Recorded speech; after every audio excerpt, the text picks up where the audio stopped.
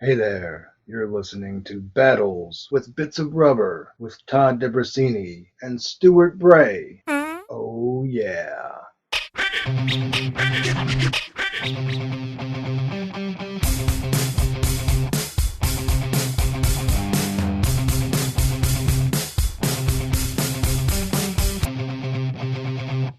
How was your archery?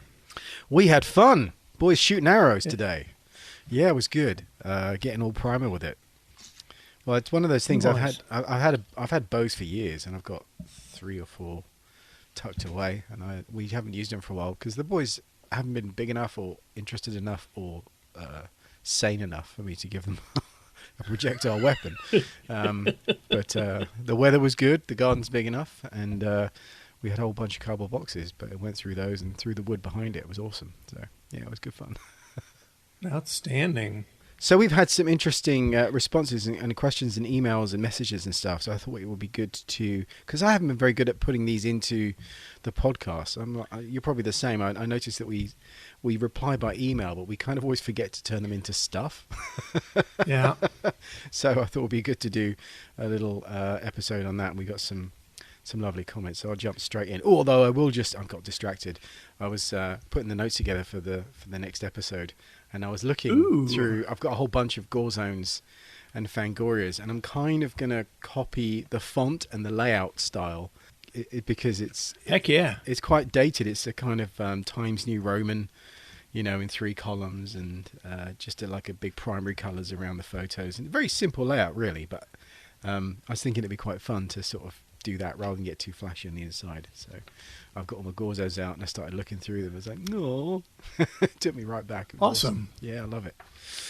Right, so questions. Oh, firstly, thanks to Chris Tankersley for our voice intro. That was kind. Yeah, he and I actually had a real nice Instagram chat yesterday. He lives down in Mobile, Alabama, Yeah. and he had listened to our latest podcast about getting work in the shops, and he thought the comment about the guys that I knew at VFX shops in LA hoarding all of the really awful demo reels and watching them all together while they're drinking beer and eating pizza. He thought that was hilarious. which was kind of the point. If your reel is so bad that people would want to do that, you should maybe think twice before sending it out to try and get work from it, because some of those guys can be stone cold, and they don't have any vested interest in your success. They're not going to give a shit whether they hurt your feelings or not. Yeah, well, he had a couple of messages was saying like, "Oh, was that saying that you did that?" And it was in the podcast. No, it was not me. It was about the team. It's more about, which is horrible actually to hear, but I guess it does happen. But it's a reality. Yeah. It I don't know if it still happens, but it did then. I haven't done visual effects animation since the late '90s. Yeah. When I made this switch, because I like being able to. I'm a tactile person. I like to touch the stuff I'm working on. But anyway, Chris had made another comment after saying he thought that was funny. He was wondering if you get a reel that is really outstanding, would you pass that reel along, or would you just simply hire somebody? And I told him, if I was in the position to hire them, if we could afford it and had the work, absolutely. Mm-hmm. But if we weren't hiring and the reel was definitely hire worthy, I would for sure pass it along and try to help whoever's reel it was get some work, because I think it would be really stupid not to do so. Yeah. Yeah, I guess it cuts both ways. But yeah, it's just that, bad news does travel far. So try not to be bad news. Yeah. Yeah, okay. So, questions left in our voice message. Just in case you weren't aware, on our website, you can leave a voicemail. You'll see a tab on the right-hand side that says leave us a voicemail. And you click on that and it'll take you to the page there. But you can send us a question, say hi, or as Chris did, leave us a new intro for the show. So question 1 was from Kiri, and he asked about sculpting in wet clay. This is Kiri. just wanted to ask actually. So I'm using wet clay for the first time, making my little baby Yoda as a portfolio piece. Now, because I've got the kids in lockdown, I'm not going to sculpt as quickly or as much as I'd like to. What would you recommend as a way to stop it from cracking? I'm already covering it with a wet cloth and getting it quite damp before I cover it up. But I'm still finding like in some of the thin areas it's still cracking. Or is there a way to sort of recover back from that hardened wet clay to sort of get the life back into it without losing too much detail? Thank you. And wet clay is one of those clays that doesn't tend to dry out that quick. That's kind of the whole point of it, wasn't it? No, it's because it has glycerin mixed in with it, so it's not just water clay; it's water and glycerin, which glycerin takes much longer to dry out. So that's why wet clay has become a preferred medium for doing clay walls for mold making or for doing large scale maquette sculpting, because the glycerin keeps the clay viable much longer. And if it starts drying out, what I do is I will do a 50-50 solution in a little spritzer bottle with glycerin and water, and rather than just spraying water on the clay, I'll do a glycerin water mix. And when I'm done for the day with it, I'll make sure that I'll do that, then put wet paper towels, try to wrap as much around it, and then cover it with plastic. If you can, you want to try to get it as airtight as possible. But if you add more glycerin to it, it's going to stay real viable. It's just that the thinner areas, like ears. I think Kiri said he was doing a baby Yoda sculpture for a portfolio piece.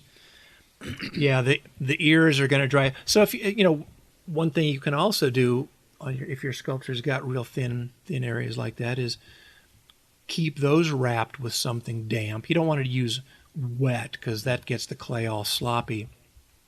Though when you wrap for the day, wetter is better than drier. But you can keep those thin ears wrapped with a damp paper towel while you're working on thicker areas of the sculpture. Cool. And then go back to the ears. That'll help keep them out. But it is after all a water clay, so even if it dries out, it'll reconstitute itself if you get it wet. I mean, I've had experience of sculpting like that, spritzing it down with water, and that's what I've always done. But I really like that glycerin trick. That is not something I considered. That's really cool. I'm glad you brought that up. It makes a huge difference. I'm just going to look up this. So I got in touch with Amelia Rowcroft, who is a sculptor. If you haven't seen, you should look her up. Amelia Rowcroft, Rowcroft cool. is her surname. She's got a fantastic page on... She also does online classes too, doesn't she? She does, yeah. Well, her website's ameliarowcroft.com, and she is on Instagram too. So if you want to go check out Amelia on there, it's Amelia Rowcroft Sculpture. She does gorgeous likenesses. Just find... Sorry, I'll just try and dig out on what her username is on. I think it's Amelia Rowcroft. Maybe it's got Amelia Rowcroft Art. Yeah, it is. Amelia Rowcroft Sculpture. There we go. Yeah, and she's on there. And you should see her stuff. It's absolutely outstanding. Anyway, I gave her a call to see if she'd be happy to chat on the podcast and just leave her wisdom on the message. Her wisdom as a message. And I thought I'd just play that here now in response to Kira's question. So yeah, when I'm working with water-based clay, which is what I use most of the time, you just have to remember to spray it from time to time using like a plant spray or just an ordinary water spray that you can get in a homeware shop. And then when I'm going to wrap up for the evening, I'll just spray it and then wrap it in plastic, or if it's getting really dry, wrap it with some cotton rags.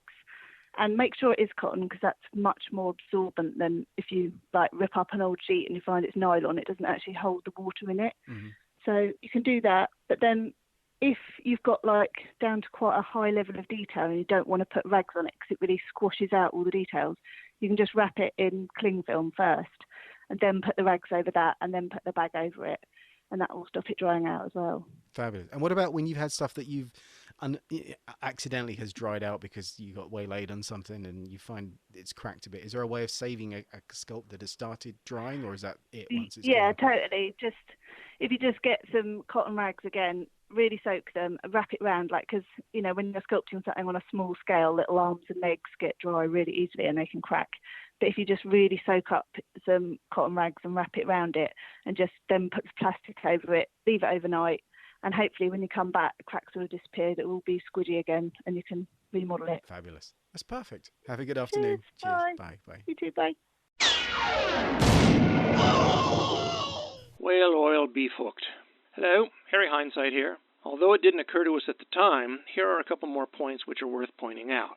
We were talking about Kiri's wed clay Baby Yoda sculpture and how to keep the ears from drying out as he worked on it for a portfolio piece. And it occurred to me well after the fact that, one, ear armatures would help, wire around the perimeter with aluminum foil filling the frame. That wouldn't really prevent the clay from still drying out, but it would add support structure beneath the clay that may help hold the ears in place better and longer if they do dry out. And two, if he's doing a life-size Baby Yoda sculpture, which means small, and he's doing it in wed clay, he may well be shooting himself in the foot, because in order to get skin detail of any kind, the clay needs to be leathery, which would mean the ears, being thin, would be in danger of drying out at all times. So wed clay isn't really the best choice for doing small sculptures. Don't know why it didn't occur to us at the time to say anything about that, because it's so obvious. Anyway, back to the podcast. As you were, carry on. Mm-hmm. Yeah, I've noticed when I use paper towels and I peel a paper towel off the next morning when I'm ready to start sculpting, I've got that nice paper towel texture in the clay. It's like, okay, it's not bad. It's kind of like Glad press and seal has a texture on it that actually works really well as a skin texture. Some of the paper towel textures actually could pass as a skin texture. Oh, amazing. Well, we don't really have Glad rag in the Glad rag. We don't have Glad rags. We don't have Glad wrap here. It's something I've seen. I've used it in the States because my sister-in-law, lives in Dallas, and we've been over there. I've used that, and it's amazing, isn't it? Because you just wrap it over the tops of things, and it makes them watertight.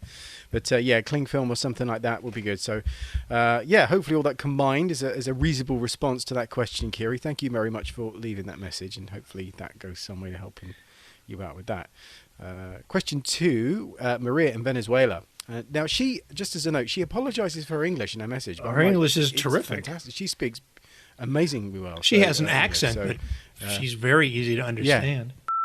Hello, I am Maria de Fonseca from Caracas, Venezuela. My question for you is about alcohol pellets. That kind of materials, there is no here. I have to buy them in United States through Amazon, something like that. They are very expensive. I need to make the best invest that I can. That's why I'm asking you if you can give me some guide to choose. And I want to learn something and practice with alcohol palette. There's a lot, and I don't know what to buy. I need guide. If you can give me any idea about a good palette to start, I need to really be careful choosing. I really appreciate it. Thanks so much. Bye-bye. I think she was also concerned about the liquid to activate them, because it's really hard to get 99% alcohol in Venezuela as well. So what might be some alternatives we could suggest for that? Okay, well, let's start with the colors, the palettes. I mean, my 4 big palettes are the standard skin tone, Caucasian skin tone. It's just I don't even know if it's called the skin tone on the palette. It's just skin, the original Skin Illustrator palette. So that one, and it has like the rice paper and the rose adjuster and the olive adjuster. That one's a good one. If you're the question as to which one you should have, it depends on the tone of skin that you'll be working on mostly. So if you're surrounded by a lot of pale people, that Caucasian one's very, very good. Obviously, if there's more darker skin to be working on, I would recommend getting the dark skin palette too. But those are skin kind of adjusty colours, which are really good for appliance work. But if you're going to do stuff straight onto skin, you might not need that many skin colours, in which case I would say probably the effects palette is probably a good choice. Because it has primary colors in it, and you can actually do some custom mixing. Yeah, I mean, I think in answer to her question about which one, if you're only going to get one, I'd say get the effects palette, because I think that has the most range of colour, and that's the one I tend to use the most on skin and pieces. But if you're adjusting prosthetics, I'd be stuck between maybe the complexions palette. I love that one. The scanner. Yeah, that is a good one. So, what do we rank in response to your question, then, Maria? In hierarchy order of which I think is the best ones for you to buy. First off, the effects palette, then the complexions palette, and then, depending if you're doing appliance work, probably the darker skin palette and the Caucasian, the standard skin tone. But I reckon the effects palette, in answer to your question, is my those choice. Those are my four favorites. Excellent. Okay, well that's cool. And then alternatives. What would you say? And I don't know if 70% alcohol is any easier to get. It's not preferred. If you can get 99, that's going to activate it much better. But PPI has an activator solution that I maybe there's some alcohol in it. But it doesn't have that real strong 99% smell. No, it's not as aggressive, is it? So, I don't know if that's any easier to ship to South America than alcohol. But in a pinch, I'd say maybe try and doing some creams. And you had mentioned maybe medical spirit to liquefy some creams. I don't know if 244 is available. So, surgical down spirit. There either. Yeah, surgical spirit, because that's less to thin cream makeups as an alternative to using alcohol colors entirely. If you can't get those, the surgical spirit is 70% alcohol, I think, but it also has a drop of castor oil in it, so it's quite nice to use with grease paints, cream makeups. Not as durable. I suppose you could use straight castor oil as well. I guess you could, yes. And that's going to be easier to find. And the other thing I thought might be good would be to use water-based makeups like Aquacolor from Kryolan. I don't know. There must be a Ben Nye. Yeah, Ben Nye's got some water cakes also that are really nice, and you can use their Final Seal. Yes. Or Mayron has a mixing liquid, just called mixing liquid, that use either of those instead of water, and then you've got a pretty much smudge-proof. When it dries, it's not coming off until you take it off. Oh, that's good to know. And what about I've used years ago on Brothers Grimm. We used Liquicet, which same concept. Liquid. Yeah, and I think that might be a Ben Nye product. And you mix that with the water-based makeup, and it turns it into basically a liquid.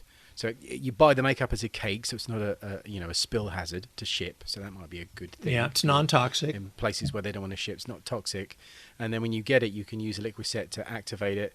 Use it just like water, but then it dries, and then it's really durable. And we used it around the eyes because there were no fumes in it, so it didn't set anything off. So you could work right up to the eyes with it. But when it dried, it was very, very I think durable. the Ben Nye Final Seal may have alcohol in it, so it might be a pain Maybe. It's not as ship. aggressive though, is it? And it's quite minty. It's got a nice fresh smell.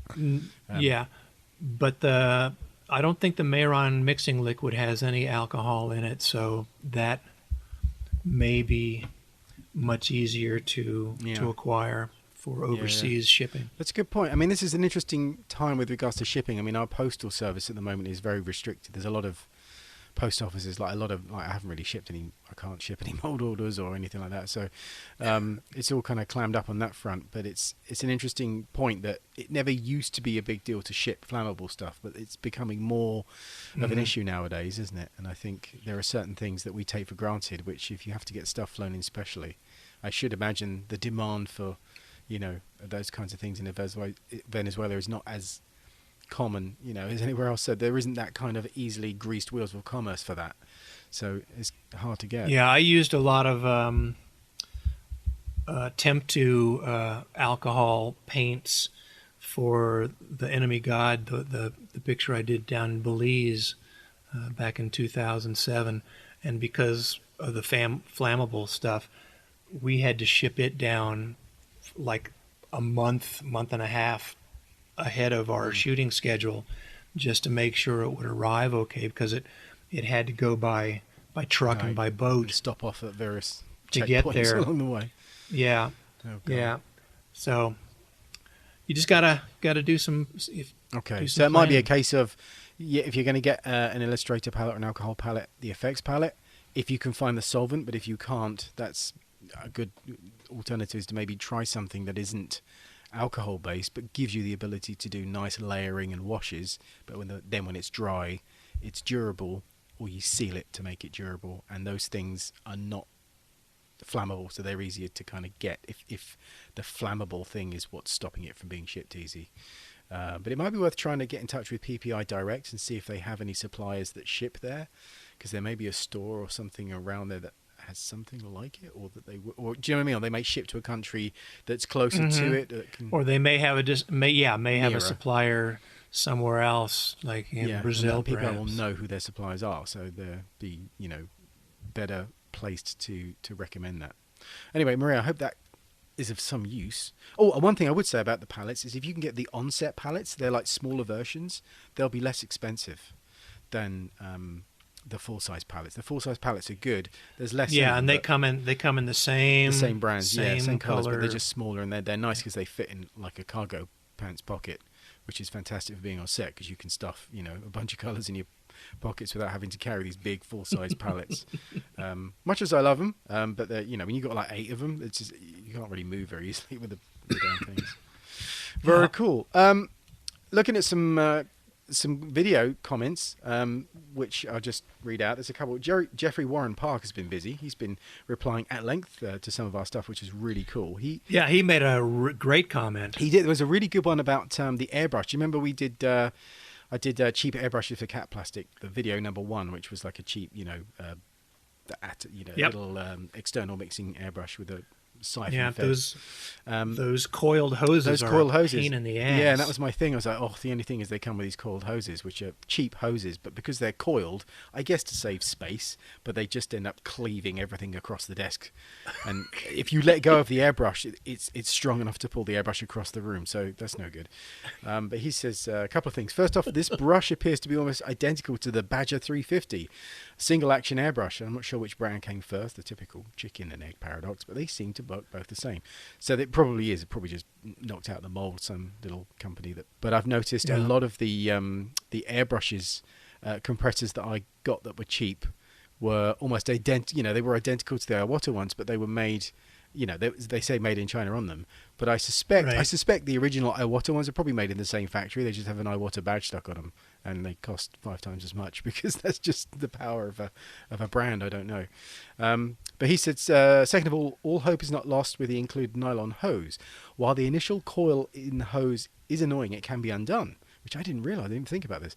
They just coil it like that for the convenience of packaging. Start up by unwrapping it as much as possible, apply a light amount of tension to it, and then warm the hose with a hairdryer, or get someone to use a hairdryer. This will release the tension in the hose, allow it to cool at room temperature. Most, if not all, of the coiling will instantly be done. That's brilliant.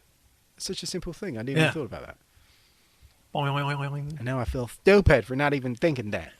But there you go. He says, don't use a heat gun because it's going to be too much heat. It'll melt the hose. And don't put too much tension on it because you'll knacker it anyway. So thank you, Jeffrey. That is awesome. This is what I love about you put a video up, you know, you've got a certain angle you're looking at and other people chip in with, what about this? What about that? No, that's a really good point. So thanks. This is what it's all about. I love it. Sorry, I'm all waffling. Me too. on episode number 54, approaching workshops. I think you got the list there about. He left 6. Well, I trimmed it down because he left some very extensive answers. He left 6 good points. I don't know if you want to read those out, but I didn't. I didn't want to read the whole comment out because it was about a page. Well, let's do every other one. I'll start out and then you take the next one. Sure. So, number 1, try to avoid name dropping as much as possible. While it's important to know as much as you can about the history of the makeup industry and who's who, don't try to act like you're personally the best of buddies with them, and never badmouth anyone. True. That's tempting though. Sometimes. Excellent points. Very good point. Yeah. Sometimes I draw a little blood when I have to bite my lip to keep from saying stuff, but start from bleeding out. And sometimes I don't. Number 2. But yeah, it's name dropping just makes you sound like a dick. Fair enough. Oh yeah, I was chatting with Rick and Dick and Bill, and it's really no, don't do it. Number 2, never ever lie about your work. That's a very good point. Make sure all the work in your portfolio is your own, because if you show anything and it was a collaborative effort, just make sure you give credit where credit's due. So if you've done something where you just did, and I've seen that before where people have a beautiful picture of this finished head and they go, yeah, I just did the eyebrows. And it's like, well, you should say that, because otherwise I'm going to assume you sculpted it and molded it and painted it, and it's good and to if you try to pass off someone else's work as your own, you're gonna get found out, and the results are never good. No, so don't do that. Number 3, quality over quantity rules. Absolutely. I couldn't agree more. A few extremely good examples of your work will get you more notice than 1,000 bad photos of mediocre work. Absolutely. When I was teaching visual effects, I would always tell my students, I'd rather look at a demo reel that's 30 seconds long and is killer than something that's 5 minutes long that makes me want to stab myself in the eye. Number 4, keep your portfolio to a manageable size, A3 or A4. What would the American equivalent be? That A3 is like 8 by 10, it's like letter size. Sorry, A4. Yeah, A3 is twice that. Yeah, A4 is like a 6 by 9. Yeah, I think it's like a standard letter size. Yeah, And yeah. So what were they? Yeah, it doesn't have to be big. No. So 2 of those side by side. It just has to be clear. I think 2 gore zones side by side. But yeah. What do I? That's too much math. But yeah, keep it to a good size, because otherwise it's just too big. I mean, when I was at art school, we used to have A1. Those massive architect size folios, and they. Yeah, I've still got a few. I used those for hauling paintings around. Yeah, well, we had to do big charcoal drawings, so they encourage you to draw big things. But it's not practical in a workshop often to come in. Maybe a small office or the corner of a desk or something, and then you come in with this massive, small plantation size panel. Just move that bicycle girl sculpture out of the way. We don't need that here. Can you imagine knocking something off? Spread my stuff out to sea. Oh my God, I'm so sorry. I knocked it off with my folio because it has to double in size when you open it, so it becomes even bigger. Yeah. Number 5, dress professionally. I don't mean you need to wear a 3-piece suit, but be clean, neat, and presentable. It's a really good point. You don't get to wear the team uniform until you're a member of the team. So if the guy that's interviewing you is wearing surf shorts, a Hawaiian shirt, and flip-flops, doesn't mean that's how you show up for the interview. Look presentable. Yeah, I think that's the thing, isn't it? It's just to look like you are in command of yourself and you can get dressed properly. Just to sort of show that you can function. It isn't like a kind of a formal... I know it depends, because everyone's going to be different where you go, but yeah, you're unlikely to upset somebody by dressing reasonably. But it depends on the job you're going for. If you're interviewing for a front office position, you don't want to dress like you're going to be part of the custodial staff. But if you're interviewing for part of the custodial staff, you don't have to dress like you're the CEO. Yeah. Yeah, it's a tricky one. I mean, I tend to be quite scruffy and messy in what I wear anyway. But it's a different thing, like you say, when you go to an interview, because it's a different kind of situation. But yeah, it's something to consider anyway. And number 6, and finally, Are we up to 6? Yeah, we did. Yeah, I think we yeah, are. Number 6. Number 6, and finally, never claim you know everything about anything. Try to be humble no matter what your skill level may be, which is, I guess, a fair... I mean, although I think most people's positions when they go to interviews are probably one of minor terror. But I think what Jeffrey is sort of pointing out is just kind of just keeping that sort of level of politeness. Err on the side of caution. Be cautious, sensible caution rather than overly familiar. Although, sometimes when I'm nervous, you can be a little bit more kind of loud or jokey or, do you know what I mean, inappropriate or something. You might make a joke about stuff where you're like, your job's just to shut up. I don't know. So, but I tend to fart when I'm nervous. I know how to clear a room. Yeah, hopefully not the room we're trying to get a job in, unless that's the job. Amazing. So thank you, Jeffrey. You've been very, very diligent on that. If you read through those, there's quite some extensive answers on there, which is cool. Jeffrey's a good guy. Yeah, man. He's been following our stuff for a while, and it's always nice when people do leave comments. And I guess the thing is with YouTube, but people used to leave a lot of comments on the blog. But people don't tend to leave comments on blogs anymore. Most of the comments I'm getting on the blog are like auto-generated robot ones. Oh, I enjoy the content immensely that you produced. You should do more of this writing. Have you heard about these new tablets that make you lose weight? And it's like, well, it's really odd, that kind of thing. So that's most of the comments I get, and I filter them all off now, so that most of them get binned. Yeah, about how great Bitcoin is. There you go. And it probably is, but it's just not really the forum or the place. But yeah, it's funny. But a lot of people can leave comments now because the podcast goes up on the YouTube channel. If you want to leave comments there, it's quite a nice place to leave comments. Although sometimes the comment section of videos can be a cesspool of stupidity. It's unbelievable. We have a good one from Josh. Hey, I resent that. We have a nice one from Josh Glynn, and this was again about episode number 54. Thank you for this. He says, starting university in September, this stuff has been in my mind quite a bit. The brutal, frank nature of this is so helpful in making me think about and preparing me for what to expect. Now, he had a question which was, I don't know if this is true at all, but to me there seems to be an element of safety working in an effects studio, more so than being a freelance artist. And I thought at first he meant like health and safety, like wearing a hard hat. And it's what he meant obviously was, because I'm stupid, what he meant was, is there a security, like job security in a workshop, whereas freelancing is more on set stuff? And I pointed out to him that it's all freelance. You don't tend to get full-time staff in the workshop. If there's nothing being made, there's nothing for you to make, so you're not hired. So very rarely do you find full-time positions in workshops. Only at the very top in overall supervisory capacities will you find full-time job security. Yeah, and then maybe even not. It's not just makeup effects. It's visual effects. It's any of the crafts involved in making movies and TV shows. When the show's done, unless they're going straight into the next episode, or it's something that is ongoing. Start looking for your next gig when the gig you're on is halfway through, because you don't want to have a lull between paychecks. Yeah, it's a strange place, because I remember working at the BBC when it was called BBC Visual Effects was the name of the department, and it wasn't digital computery stuff. It was just the name of everything that was made. So like there was a magician called Paul Daniels, which I don't know if anyone in the States will have heard of, but he was very big in the 70s and 80s in the UK, and he had a big magic show that was on like a Saturday night, and so he would have the traditional old school magician stuff, cutting somebody in half and all this kind of stuff, and a lot of the cabinets and the actual physical props were made in the visual effects department, and they were making some stuff for one of his magic shows when I was there for the first time.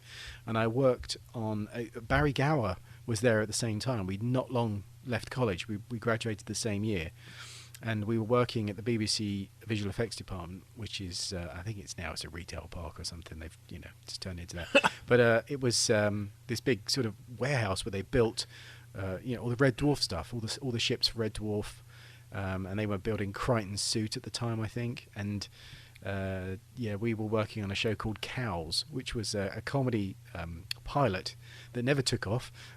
You can look it up on YouTube. If you look up Eddie Izzard's Cows, look it up on YouTube. It's pretty bad, but it was a brave thing that he wrote, and he pushed it and made it all himself and everything. And Eddie has been very successful, so it's a good example of someone who just keeps pushing, keeps working. Do you know what I mean? If you do a lot of things, some of the things you do are going to be terrible. So yeah, but it's playing the law of averages. Yeah, and not being so disheartened by it. Something's going to stick eventually. But it was cool. Well, I was there. We were building stuff, and they were doing stuff for Silent Witness and all this kind of stuff at Visual, and it was all done in house. And we were brought in as freelancers, and it was a bit weird being a freelancer there because you were kind of in from the outside. And it was like the first kind of time that had happened, because there were still people who were like, they had tenure. They were BBC guys, and none of that's there now. It's all just everything's freelance. So I was kind of there at the tail end of the BBC disintegrating into the freelance world, and it's kind of sad that that's the way it is. But there we go. So yeah, there isn't any full-time positions really in the workshop. It's as much a freelance job as being on set. The only difference is, I guess, is that being on set is a different kind of work, in that you need certain kind of people on set, because there's a different thing, a different culture on a set with lots of different departments all working than there is in a workshop, where it tends to be insular inside that building. So it's a different thing. Well, I think this is a good example of why it's important to be able to wear more than one hat well, to have certain amount of skill in different areas, so that you can keep working. Maybe the job you were doing goes away when the work stops, but you're capable of doing something else for them in a capacity that they need. So being able to do more than one thing well can go a long way to keeping you employed, I think. Yeah, no, I agree. I mean, it's a weird one, because I think a lot of people who may go to a college won't know whether they're the kind of people that would thrive on set until they're in that position or around it to see. And it's not one of those things you get a taster for. I mean, for me personally, I like being on, going to set to what you go to the makeup trailer or the makeup room to do the application, which sometimes can be 3, 4, 5, 6 hours or whatever. So you start silly o'clock and you work long hours, and then you go on to set. Silly o'clock. And then you go to set, and then typically you're just hanging around for a long, long time, and then it's really exciting for the first hour, and then the next 12 hours are just it's a lot of hurry up and wait. Yeah, a lot of hurry up and wait. So for me, I found out the hard way that actually I don't particularly enjoy being on set. I like the sort of the panic of getting the thing done and stuck on, and then it's just maintenance and waiting for something to go wrong, and then just trying not to eat too much, and then a lot of standing around, and the novelty wears off pretty quick. And some people thrive on that and love being around all of that, and some people just can't stand it. And I think I'm designed for the workshop. That's my natural environment, and I can put up with the set stuff. Become more that way. I think my days of feeling okay about getting up at 4:30 to be on set. That shit's for younger people. It hurts for too long now to get up. Yeah, no. But yeah, so yeah, there's no security there. There's no security anywhere. I don't know. The days of a job for life are long gone. There we go. The dude left a nice message. The dude. That's an awesome. Does he abide? This is such valuable information. He says, most makeup schools don't even teach us stuff. They teach you how to make business cards, how to make a folio, how to do well in an interview, but that's it. Another thing I'd add is proper set etiquette, which leads back to what we were saying about having the right attitude on set. But that comes, you don't just find yourself on set. It's not like you roll up with your folio and the next day someone says, cool, I'll see you at 2 a.m. I'm going to leave you in charge of this makeup. There is there's a filter, and you don't just find yourself on set. Typically, you have to you are granted that after you've kind of proved after you've been checked out. Do you know what I mean? It's kind of like someone knocking on your door, and then immediately, say you've never met someone before, you wouldn't give them all your passwords. There's a vetting process to make sure you are set worthy. Yeah, it's kind of you've got to kind of work through that. And I actually talk quite a bit about set etiquette in there's a chapter 2 maybe in my book. It's one of the early chapters where I think I have a kind of a set etiquette checklist. This one here. It's in all 3 of them, but yeah, that'll do. Special effects, special makeup effects for stage and screen. Let me go to whether that chapter is. That's a really good point. I think chapter 2 is all about design. Maybe it's in chapter 1. Yeah, key points, introduction, stage versus screen, contributions for medicine, the workspace, health and safety, professionalism, your kit portfolio. Which one of those would it be? Professionalism? Yeah, Professional. that would be it. Page 16. Let me go dig that out. It's riveting, hearing me turning pages. You do it well. There we go. Yes, like you say, it's all in your book. Professionalism. Working in the entertainment industry is supposed to be fun. We play make-believe for a living and sometimes get paid quite well for it too. However, it is still a business, and a certain sense of decorum can and should be maintained while still having a good time. Being well prepared and well organised is a good start. Yeah. So that's not it. That's just the first passage I've read. That's not the entirety of the book. It gets better. But yes, it's definitely something to consider.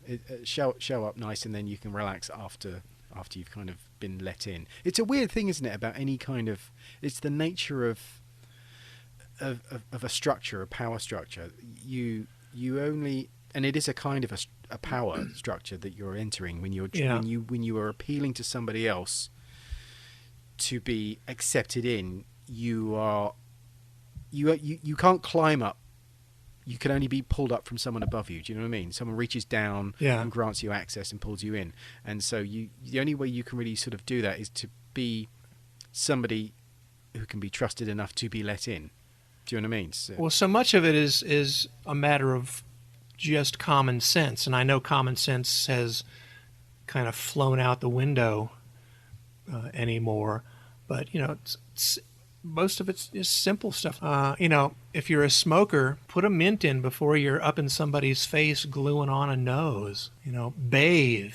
If somebody's eyes are going to water, you want it to be from a menthol blower intentionally, rather than the fact that your armpits smell like a compost heap. Sorry, that's just really funny. Oh, that's not nice, but it's very... But it's true. It's true. Unless there's a scene where they need to cry. Bring out Steve. He's stinky. Stinky Steve. And Chef Hawk left a nice message, the mixture of digital and practical. And he was saying, this just screams of a new role in industry, a sort of consultant role that liaises between makeup effects and digital effects. The secret to a good shop tile. Yeah, I think I could do that job. That might be necessary. So yeah, Chef Hawk, thank you for that. I think it's a good point. But that's the joy, I think, of it's almost like there's two departments and there's like a middle line that's directly between the two of them, and it's whoever's going to run fastest to that middle line gets to have it. And so I think it's important for practical people to involve themselves in digital stuff to some degree in order to be able to get closer to that line. And it doesn't mean you have to be the one who's actually pushing the buttons, doing the digital work. It just means you need to understand the language so you can communicate effectively between practical. I think because at the end of the digital. day, like we said before, the problems are the same problems to be solved. It's just a different way of doing it. So it's a mistake to separate them at source as two completely different disciplines. I think they are in the clumsy practical sense to some degree, but you could also be involved in it. I do believe that that's totally doable, and I think in years to come it will be laughable that they were separated departments, just in the same way that you don't have to have a typist now. You just learn to type because it's not a separate thing. It's just something everyone should be expected to do. If you need to communicate, you should have a phone, you should know how to use the internet, you should know how to, navigate that as a form of language. It's everyone's job to be able to do that. So that's how it works. Yeah. Well, it's akin to in the theater world, hair and makeup fall under the umbrella of costumes, which on one hand I understand it, but on the other it makes no sense because I don't know a costumer who has time to fuck around with hair and makeup decisions. They're too busy making 1,000 costumes. But then if you did know a bit about everything, it would make you more capable in creating the illusion. Because it's weird how the division of labour ends up being, absolutely, these people do this and these people do that. It's like, who decided that? It's a weird, some of it's very arbitrary, like... Yeah, because in film and television, costumes is completely separate from hair and makeup. Yeah, but also you've had like the Michael Westmore episode we were talking about, and I said, oh, it was all men that did that stuff then, and he was like, yeah, because the union wouldn't let women in, and it's like I genuinely had no idea that was the case. So you get these that's weird. very arbitrary divisions and taxons, where a category of people is this and that is that, and you're allowed to do this, you're allowed to do that, and sometimes those are good things. Like with regards to maybe a union thing, like if you do this, you're allowed to do that, but you don't get to go on set and lay your hands on an actor unless you're in the union, because that's the rule, and there's reasons why that's there. So that's a good example of a discrimination. The union thing is good and bad. Yes, like anything, if you are not a grip, don't touch grip equipment, or you can risk shutting down a production. Yeah, can you imagine like pushing a dolly down? I'm just trying to trying to be helpful. Yeah, just trying to be helpful. You see how far that gets you. Yeah. Yes, that or yeah, you would don't touch. You don't touch the scaffolding. You don't touch the lighting. You don't touch. No, you would get destroyed. There are some interesting divisions, but that's what I'm saying. How, there are some things like you say, what, women couldn't be in the union? That's weird. And other things could be like, yeah, you don't touch eyes or do lenses unless you're a lens tech. So there are very, very good distinctions and categories of things, and some that are just like, well, and you can see that over time that won't be the case because it just doesn't hold up. Mm-hmm. But yeah, it's interesting to see that you get those different things. And like with regards to we were saying earlier about the set etiquette, and some people are sort of built for that and really thrive on it, and other people you just want to let them out. They're not front of house people. You just keep them in the back. They're really, really good back there, but they might upset people if they come out here. So it's putting people in the right place. And other people are very, very good at negotiating and bringing down conflict and reading the room and figuring out what the next problem going to be. But you wouldn't want them anywhere near a toolbox. Do you know what I mean? So it all depends. The world needs all kinds of stuff and all kinds of people to make it work. And I guess the job really is to work really hard at whatever you do and pay attention to what you do well at and what you do badly at, and try and do the best in everything, but then come to some kind of understanding about where you think you fit in, so that you can be your very best at something. Because can you imagine how fucked we'd all be if Einstein refused to do fucking physics and maths because he wanted to be, a game developer? Like, dude, seriously. I want to be a short order cook. Exactly. And try a bit of everything. If you don't know what you want to do yet, there's nothing that says you have to make a hard decision immediately. Try wearing different hats and see. You may find out that you've got a skill you had no idea you had. Yeah. I'm finding this out doing things that I'm learning using like editing software. Like I'm using Audition. I use a lot of the Adobe stuff, and I keep finding new things all the time.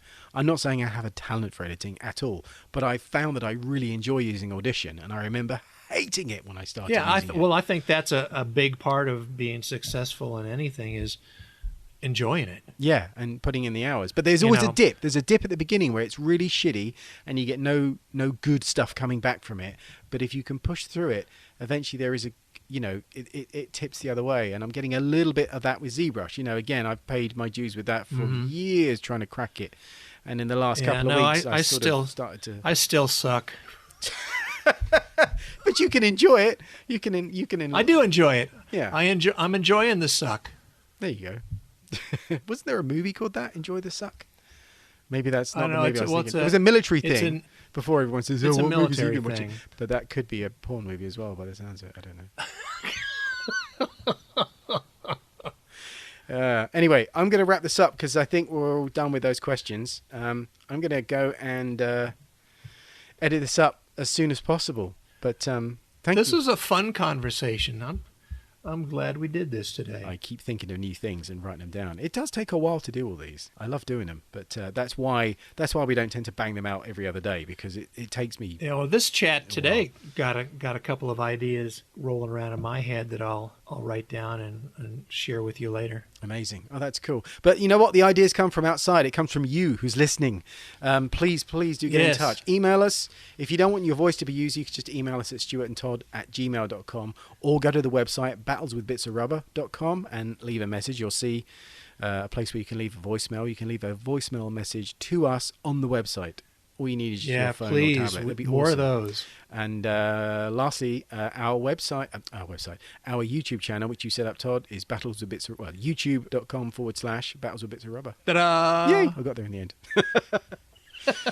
Amazing. All right, dude. I will edit this Cool. up, and I'll probably put the Shaun Dead one out in the next couple of days, and this will follow after that. So, yeah, all full on. Sweet. And then we'll be back on the mic doing another one. All right, dude. Have a good evening. Thanks very much, man. Thanks, you too. Later. Bye.